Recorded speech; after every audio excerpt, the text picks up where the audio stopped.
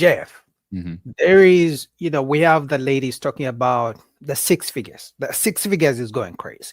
I Hmm. want a six-figure man. And we know it's not that they want a guy who is rich. They really want the guy to be able to spend the money on him. Because I always say, just because um, a man has money, it doesn't mean he's going to get the women. Because they Hmm. expect if a man has money and doesn't spend it on the women, he won't keep the woman.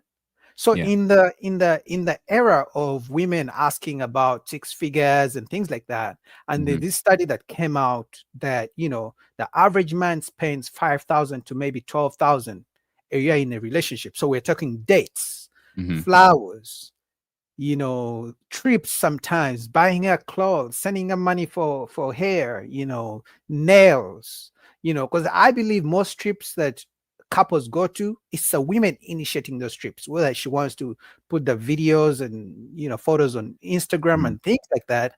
Hmm. I believe men spend money in relationships to impress the women. Yeah. So with this study, should really the average man keep dating, or should he just, give up dating for some time, maybe invest this money, 5,000 to 12,000 in himself, and maybe later on then date? Like, what's there for the average man if all Yeah. women asking for six figures? I believe even women who don't ask quote unquote for six figures Yeah. would love a man who makes six figures because they know he's going to spend more money on them. I mean, Hmm. like, you already pay your own bills. Why do I Hmm. have to get in a relationship with you to pay your bills? They claim the good guy. Because personally, this is, I like to break down what women say they want. For me, when I hear a woman saying there are no good men out here, all I Hmm. hear, there are no men willing to pay all my bills. What do you think about that?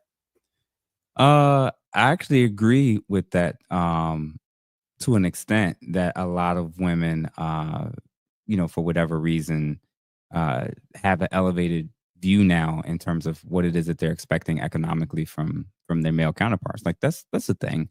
And to be fair, from a normal gendered standpoint, yeah, of course, like they're not expecting us to give birth to kids. They're expecting us to provide. Like that's what comes with the territory. The issue, of course, as you pointed out, is the sheer amount of money that a lot of them are kind of projecting and putting out there. It is what it is. I know that all of them aren't going to get it, so there's that. So I don't even know that I care nearly as much. So I'll say it this way, man. Regardless of where I was financially or economically, I adjusted to the women that were accepting of where I was financially. Life got a whole lot easier when I dealt with women that was fine with where I was and saw that I was still trying to grow versus trying to get with women that I have to do so much to try to earn the right to be able to earn the right to keep paying for her. What I'm basically saying is happening is as men, you get the opportunity to decide if you're going to entertain a woman, pursue a woman, and learn very early on if you can quote unquote afford to deal with her. And that's fine.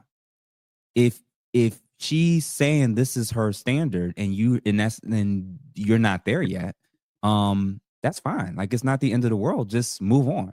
Like like you said, not every woman is necessarily looking specifically for six figures, even wanting six figures necessarily. Some women don't mind contributing or splitting household responsibilities. Like there is nuance in this conversation. Now, what I will say is, I am going to throw a number out there, an actual salary that I think, based on the average salary and based on the increased expectations of dealing with women who have a higher likelihood of debt, mortgages, car notes, student loan debt, and other, just normal life of dating and dealing with women, I think $75,000 is the new $50,000. I think $75,000 is an appropriate amount for a normal man to expect to be able to find a woman that he can build a life with. I no longer think 35 to 40 or even $50,000 is sufficient for many, many pockets all along the coastline of America anymore. It's just not. You're barely able to take care of yourself in this economy with that much money. $75,000, I'm going to say, is the minimum standard for men that are trying to be serious about family, leadership, marriage, if they so choose, et cetera, et cetera. I think $75,000. You're close. If you're 68, 65, it is what it is, but you get the gist. I think $75,000 is the new standard that I think each man that wants to should be striving for, whether that's one income or two. I think that's what we got to try to strive as men to do. And because so many other men are making $50,000 or less on average, you're instantly going to be above average. Instantly. And then believe it or not, you're not that far away from six figures at that point. You know, so it's a situation where if you're making 75 and you link with a woman that is okay with that, and maybe she's working, or she can start helping you to help position you to put you in a position to where you can start to make more money. I'm going to give you guys an example. When my podcast clip went viral last month, July 3rd, and within 48 hours, my wife had bought me a camera for Father's Day, and we hadn't done anything when it was just sitting in the box. We had the camera. She ordered a stand off Amazon. She ordered these lights. She set up this space behind me. She got the equipment. Within 48 hours, she helped me to do this dream of mine so that I can start earning income from my consultations and therapy, and also from the monetization from YouTube. She saw the need, and she saw how she could help me with the need to help me to make more. If you're making $75,000 or close to it, and you link with a woman who has that mindset, when we say, well, ladies, what are you bringing to the table? She's bringing cooperation.